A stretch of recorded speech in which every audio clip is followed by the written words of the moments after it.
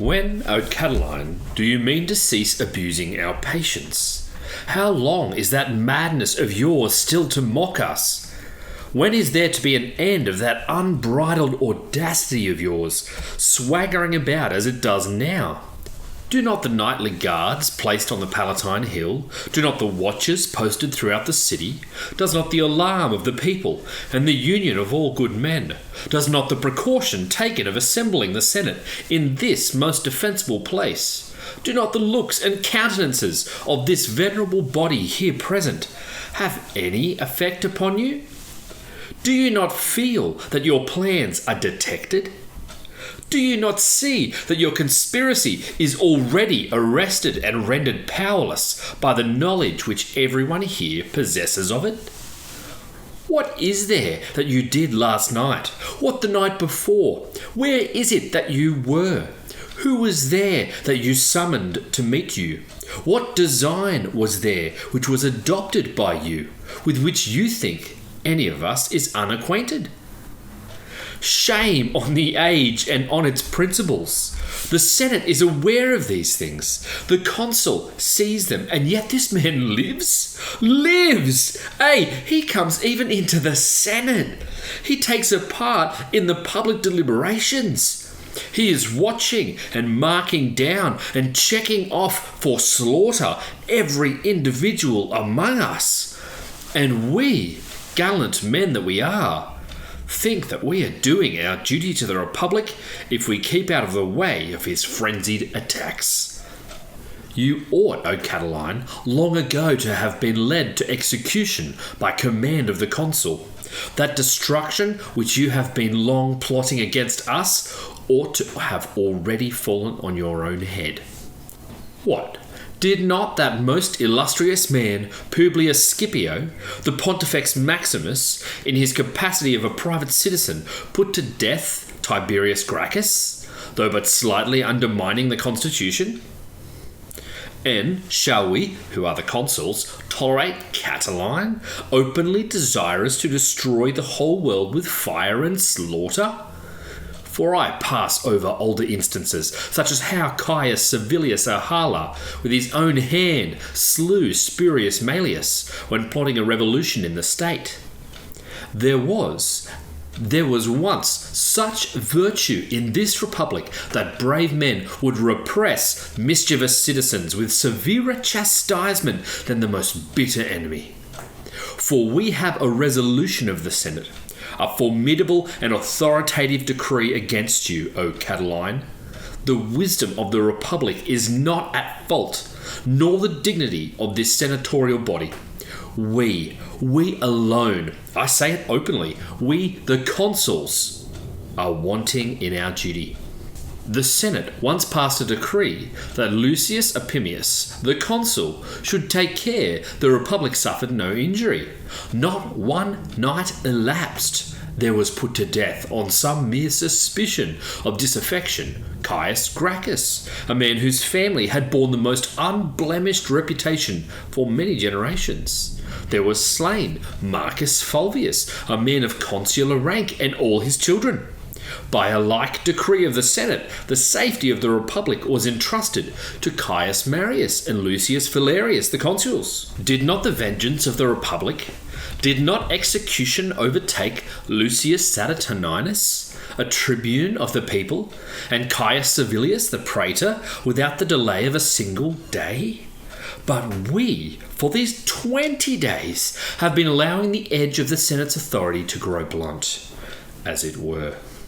For we are in possession of a similar decree of the Senate, but we keep it locked up in its parchment, buried, I may say, in the sheath. And according to this decree, you ought, O Cataline, to be put to death this instant.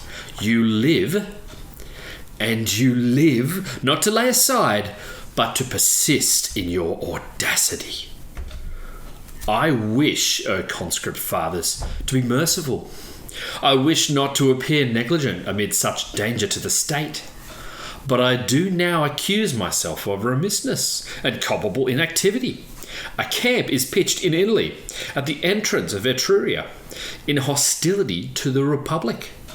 The number of the enemy increases every day, and yet the general of that camp, the leader of these enemies, we see within the walls, and even in the Senate, planning every day some internal injury to the Republic. If, O Cataline, I should now order you to be arrested, to be put to death, I should, I suppose, have to fear lest all good men should say that I acted tardily, rather than anyone should affirm that I acted cruelly. But yet this, which ought to have been done long since, I have good reason for not doing as yet. I will put to death, then, where there shall be not one person possible to be found so wicked, so abandoned, so like yourself, as not to allow that it has been rightly done. As long as one person exists who can dare to defend you, you shall live. But you shall live as you do now, surrounded by my many and trusty guards, so that you shall not be able to stir one finger against the Republic. Many eyes and ears shall still observe and watch you, as they have hitherto done, though you shall not perceive them. For what is there, O Cataline, that you can still expect, if night is not able to veil your nefarious meetings in darkness, and if private houses cannot conceal the voice of your conspiracy within their walls, if everything is seen and displayed? Change your mind, trust me, forget the slaughter and conflagration you are meditating. You are hemmed in on all sides. All your plans are clearer than the day to us. Let me remind you of them. Do you recollect that on the 21st of October, I said in the Senate that on a certain day, which was to be the 27th of October, C. Manlius, the satellite and servant of your audacity, would be in arms? Was I mistaken, Cataline, not only in so important, so atrocious, so incredible a fact, but, what is much more remarkable, in the very day? I said also in the Senate that you fixed the massacre of the nobles for the 28th of October, when many chief men of the Senate had left Rome, not so much for the sake of saving themselves as of checking your designs. Can you deny that on that very day you were so hemmed in by my guards and my vigilance that you were unable to stir one finger against the Republic, when you said that you would be content with the flight of the rest and the slaughter of us who remained? What? When you made sure that you would be able to seize Praeneste on the 1st of November by a nocturnal attack, did you not find that the colony was fortified by my order, by my garrison, by my watchfulness and care? You do nothing. You plan nothing. You think of nothing, which I not only do not hear, but which I do not see and know every particular of. Listen while I speak of the night before. You shall now see that I watch far more actively for the safety than you do for the destruction of the Republic. I say that you came the night before, I will say nothing obscurely, into the Scythe Dealer's Street, to the house of Marcus Lecker, that many of your accomplices in the same insanity and wickedness came there too. Do you deny it? Why are you so silent? I will prove it if you do deny it, for I see here in the Senate some men who are there with you. O ye immortal gods, where on earth are we? In what city are we living? What constitution is ours? There are here in our body, O conscript fathers, in this the most holy and dignified assembly of the whole world, men who meditate my death, and the death of all of us, and the destruction of this city, and of the whole world. I, the consul, see them. I ask them their opinion about the Republic, and I do not yet attack, even by words, those who ought to be put to death by the sword. You were then, O Cataline, at Lecca's that night. You divided Italy into sections. You settled where everyone was to go. You fixed whom you were to leave at Rome, who you were to take with you. You portioned out the divisions of the city for conflagration. You undertook that you yourself would at once leave the city, and said that there was then only this to delay you, that I was still alive. 2 Roman knights were found to deliver you from this anxiety, and to promise that very night, before daybreak, to slay me in my bed. All this I knew almost before your meeting had broken up. I strengthened and fortified my house with a stronger guard. I refused admittance when they came to those whom you sent in the morning to salute me, and of whom I had foretold to many eminent men that they would come to me at that time.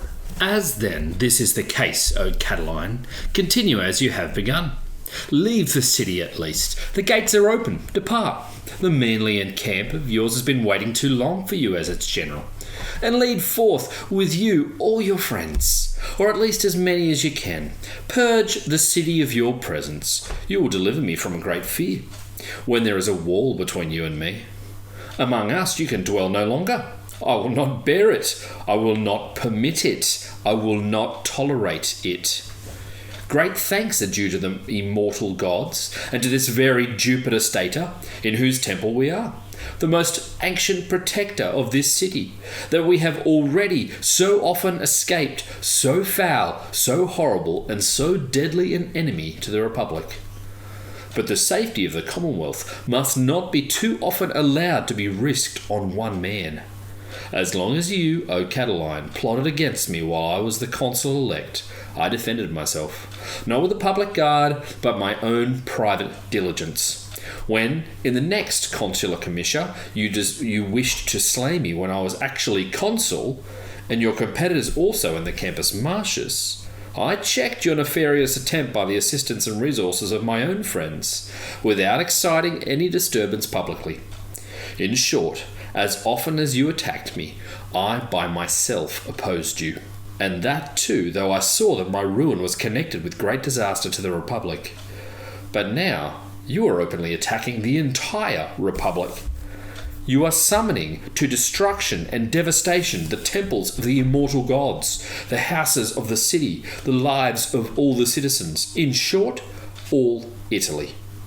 Wherefore, since I do not yet venture to do that which is the best thing, and which belongs to my office and to the discipline of our ancestors, I will do that which is more merciful if we regard its rigour, and more expedient for the state.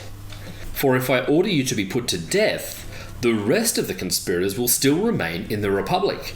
If, as I have long been exhorting you, you depart, your companions, those worthless dregs of the Republic, will be drawn off from the city too. What is the matter, Cataline? Do you hesitate to do that when I order you, which you are already doing of your own accord? The consul orders an enemy to depart from the city. Do you ask me? Are you going into banishment? I do not order it, but if you consult me, I advise it. For what is there, O Cataline, that can now afford you any pleasure in this city? For there is no one in it except that band of profligate conspirators of yours who does not fear you, no one who does not hate you. What brand of domestic baseness is not stamped upon your life? What disgraceful circumstance is wanting to your infamy in your private affairs? From what licentiousness have your eyes? From what atrocity have your hands? From what iniquity has your whole body ever abstained?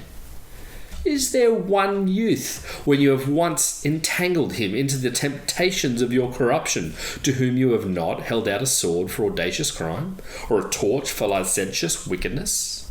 What? When lately, by the death of your former wife, you had made your house empty and ready for a new bridal, did you not even add another incredible wickedness to this wickedness? But I pass that over, and willingly allow it to be buried in silence, so that horrible a crime may not be seen to have existed in this city, and not to have been chastised. I pass over the ruin of your fortune, which you know is hanging over you against the ides of the very next month. I come to these things which relate not to the infamy of your private vices, not to your domestic difficulties and baseness, but to the welfare of the Republic, and to the lives and safety of us all. Can the light of this life, O Cataline, can the breath of this atmosphere be pleasant to you, when you know that there is not one man of those here present who is ignorant that you, on the last day of the year, when Lepidus and Tullus were consuls, stood in the assembly, armed, that you had prepared your hand for the slaughter of the consuls and chief men of the state, and that no reason or fear of yours hindered your crime and madness, but the fortune of the Republic? And I say no more of these things. for they are not unknown to everyone. How often have you endeavoured to slay me, both as consul-elect and as actual consul? How many shots of yours, so aimed that they seemed impossible to be escaped, have I avoided by some slight stooping aside and some dodging, as it were, of my body? You attempt nothing. You execute nothing. You devise nothing that can be kept hid from me at the proper time. And yet you do not cease to attempt to contrive. How often already has that dagger of yours been wrested from your hands? How often has it slipped through them by some chance and dropped down? And yet you cannot any longer do without it. And to what sacred mysteries is it consecrated and devoted by you? I know not, that you think it necessary to plunge it in the body of the consul. But now, what is that life of yours that you are leading? For I will speak to you not so as to seem influenced by the hatred I ought to feel, but by pity, nothing of which is due to you. You came a little while ago into the Senate, in so numerous an assembly of so many friends and connections of yours. You came a little while ago into the Senate, in so numerous an assembly, who of so many friends and connections of yours saluted you. If this, in the memory of man, never happened to anyone else, are you waiting for insults by word of mouth, when you are overwhelmed by the most irresistible condemnation of silence? Is it nothing that at your arrival all those seats were vacated? That all the men of consular rank who had often been marked out by you for slaughter, the very moment you sat down, left that part of the benches bare and vacant? With what feelings do you think you ought to bear this? On my honour, if my slaves feared me, as all your fellow citizens fear you, I should think I must leave my house. Do not you think you should leave the city? If I say that I was even undeservedly so suspected and hated by my fellow citizens, I would rather flee from their sight than be gazed at by the hostile eyes of everyone. And do you, who from the consciousness of your wickedness know that the hatred of all men is just and has been long due to you, hesitate to avoid the sight and presence of those men whose minds and senses you offend? If your parents feared and hated you, and if you could by no means pacify them, you would, I think, depart somewhere out of their sight. Now, your country, which is the common parent of all of us, hates and fears you, and has no other opinion of you than you are a meditating parricide in her case, and will you neither feel awe of her authority, nor deference for her judgment, nor fear of her power? And she, O Cataline, thus pleads with you, and after a manner silently speaks to you. There has now for many years been no crime committed but by you. No atrocity has taken place without you. You alone, unpunished and unquestioned, have murdered the citizens, have harassed and plundered the allies. You alone have had power not only to neglect all laws and investigations, but to overthrow and break through them. Your former actions, though they ought not to have been borne, yet I did bear as well as I could. But now that I should be wholly occupied with fear of you alone, that at every second I should dread Cataline, that no design should seem possible to be entertained against me, which does not proceed from your wickedness, this is no longer endurable. Depart then, and deliver me from this fear, that, if it be a just one, I may not be destroyed, if an imaginary one, that at least I may at last cease to fear. If, as I have said, your country were thus to address you, ought she not to obtain her request, even if she were not able to enforce it? What shall I say of your having given yourself into custody? What of your having said, for the sake of avoiding suspicion, that you were willing to dwell in the house of Marcus Lepidus? And when you were not received by him, you dared even to come to me, and beg me to keep you in my house. And when you'd received answer from me that I could not possibly be safe in the same house with you, when I considered myself in great danger as long as we were in the same city, you came to Quintus Metellus, the praetor, And being rejected by him, you passed on to your associate, that most excellent man, Marcus Marcellus, who would be, and I suppose you thought, most diligent in guarding you, most sagacious in suspecting you, and most bold in punishing you. But how far can we think that man ought to be from bonds and imprisonment, who has already judged himself deserving of being given into custody? Since, then, this is the case, do you hesitate, O Cataline, if you cannot remain here with tranquillity, to depart to some distant land and to trust your life, saved from just and deserved punishment, to flight and solitude? Make a motion, say you, to the Senate, for that is what you demand, and if this body votes that you ought to go into banishment, you say that you will obey. I will not make such a motion. It is contrary to my principles, and yet I will let you see what these men think of you. Begone from the city, O Cataline. Deliver the Republic from fear. Depart into banishment. If that is the word you are waiting for, what now, O Cataline? Do you not perceive? Do you not see the silence of these men? They permit it. They say nothing. Why wait you for the authority of their words when you see their wishes in their silence? But had I said the same to this excellent young man, Publius Sextius, or to that brave man, Marcus Marcellus, before this time the Senate would deservedly have laid violent hands on me, consul though I be, in this very temple. But as to you, Cataline, while they are quiet, they approve. While they permit me to speak, they vote. While they are silent, they are loud and eloquent. And not they alone, whose authority, forsooth, is dear to you, though their lives are unimportant, but the Roman knights too. Those most honourable and excellent men, and the other virtuous citizens who are now surrounding the Senate, whose numbers you could see, whose desires you could know, and whose voices you a few minutes ago could hear, aye, whose very hands and weapons I have for some time been scarcely able to keep off from you. But those too I will easily bring to attend you to the gates, if you leave these places you have been long desiring to lay waste. And yet why am I speaking? That anything may change your purpose, that you may ever amend your life, that you may meditate flight or think of voluntary banishment? I wish the gods may give you such a mind, though I see, if alarmed at my words, you bring your mind to go into banishment. What a storm of unpopularity hangs over me, if not at present, while the memory of your wickedness is fresh, at all events hereafter. But it is worthwhile to incur that, as long as that is but a private misfortune of my own, and is unconnected with the dangers of the Republic. But we cannot expect that you should be concerned at your own vices, that you should fear the penalties of the laws, or that you should yield to the necessities of the Republic, for you are not, O Cataline, one whom either shame can recall from infamy, or fear from danger, or reason from madness. Wherefore, as I have said before, go forth, and if you wish to make me, your enemy as you call me, unpopular, go straight into banishment. I shall scarcely be able to endure all that you will be said if you do so. I shall scarcely be able to support my load of unpopularity if you do go into banishment at the command of the consul. But if you wish to serve my credit and reputation, go forth with your ill-omened band of profligates. Betake yourself to Manlius. Rouse up the abandoned citizens.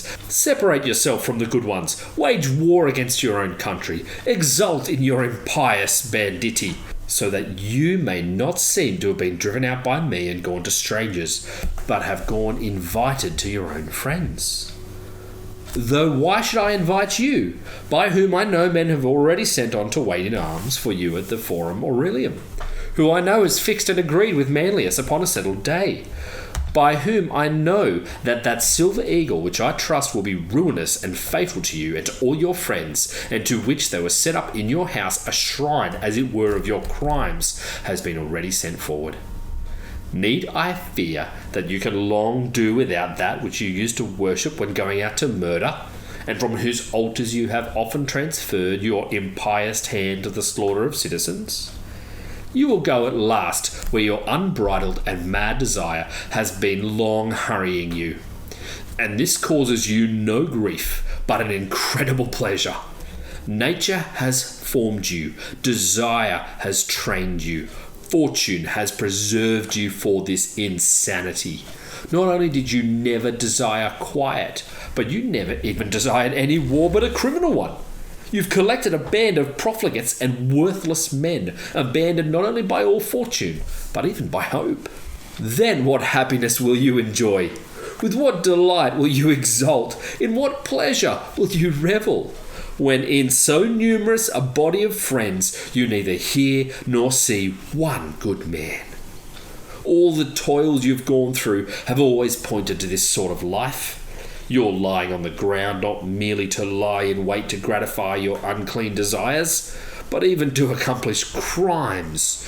Your vigilance, not only when plotting against the sleep of husbands, but also against the goods of your murdered victims, have all been preparations for this. Now you have an opportunity of displaying your splendid endurance of hunger, of cold, of want of everything, by which in a short time you will find yourself worn out. All this I effected when I procured your rejection from the consulship, that you should be reduced to make attempts on your country as an exile, instead of being able to distress it as a consul. And that which had been wickedly undertaken by you should be called piracy rather than war. Now that I may remove and avert, O conscript fathers, any and the least reasonable complaint from myself, listen, I beseech you carefully to do what I say and to lay it up in your inmost hearts and minds.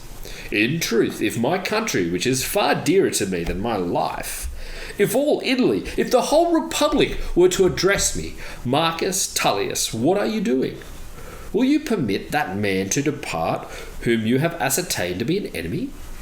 Whom you see ready to become general of the war, whom you know to be expected in the camp of the enemy as their chief, the author of all this wickedness, the head of the conspiracy, the instigator of the slaves and abandoned citizens, so that he shall seem not driven out of the city by you, but let loose by you against the city?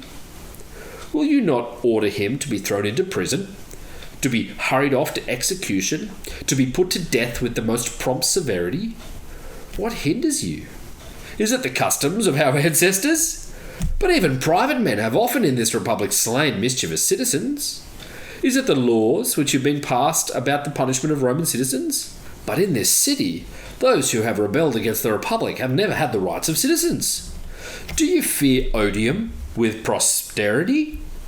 You are showing fine gratitude to the Roman people, which has raised you, a man known only by your own actions, of no ancestral renown, through all the degrees of honour at so early an age to the very highest office, if from fear of unpopularity or of any danger you neglect the safety of your fellow citizens. But if you have a fear of unpopularity, is that arising from the imputation of vigour and boldness, or that arising from that of inactivity and decision most to be feared? When Italy is laid waste by war, when cities are attacked and houses in flames, do you not think that you will then be consumed by a perfect conflagration of hatred?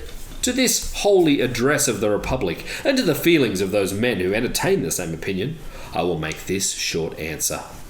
If, O conscript fathers, I thought it best that Cataline should be punished with death, I would not have given the space of 1 hour to this gladiator to live in.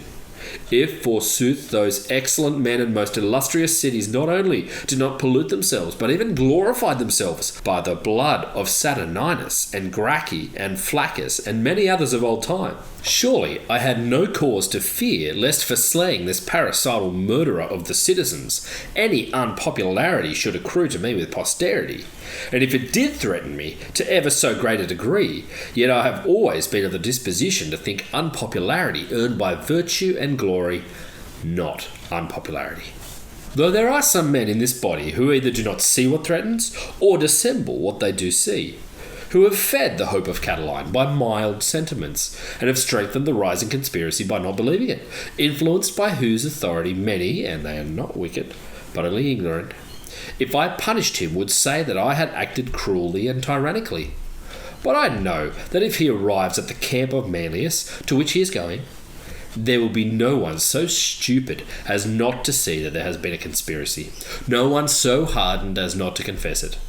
But if this man alone were put to death, I know that this disease of the Republic would be only checked for a while, not eradicated forever.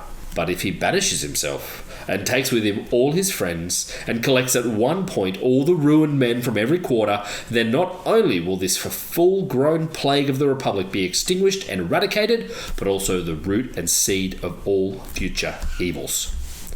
We have now for a long time, O conscript fathers, lived among these dangers and machinations of conspiracy. But somehow or other, the ripeness of all wickedness and of this long-standing madness and audacity has come to a head at the time of my consulship. But if this man alone is removed from this piratical crew, we may appear, perhaps, for a short time relieved from fear and anxiety. But the danger will settle down and lie hid in the veins and bowels of the Republic. As it often happens that men afflicted with a severe disease, when they are tortured with heat and fever, if they drink cold water, seem at first to be relieved, but afterwards suffer more and more severely. So this disease which is in the Republic, if relieved by the punishment of this man, will only get worse and worse, as the rest will still be alive. Wherefore, O conscript fathers, let the worthless be gone. Let them separate themselves from the good. Let them collect in one place. Let them, as I have often said before, be separated from us by a wall. Let them cease to plot against the consul in his own house, to surround the tribunal of the city praetor, to besiege the senate house with swords, to prepare brands and torches to burn the city. Let it, in short, be written on the brow of every citizen what his sentiments are about the Republic. I promise you this, O conscript fathers, that there shall be so much diligence in us the consuls, so much authority in you, so much virtue in the Roman knights, so much unanimity in all good men, that you shall see everything made plain and manifest by the departure of Cataline, everything checked and punished. With these omens, O Cataline, begone to your impious and nefarious war, to the great safety of the Republic, to your own misfortune and injury, and to the destruction of those who have joined themselves to you in every wickedness and atrocity. Then do you, O Jupiter, who are consecrated by Romulus with the same auspices as this city, whom we rightly call the stay of this city and empire, repel this man and his companions from your altars, and from the other temples, from the houses and the walls of the city, from the lives and fortunes of all the citizens, and overwhelm all the enemies of good men, the foes of the Republic, the robbers of Italy, men bound together by a treaty and infamous alliance of crimes dead and alive, with eternal punishments.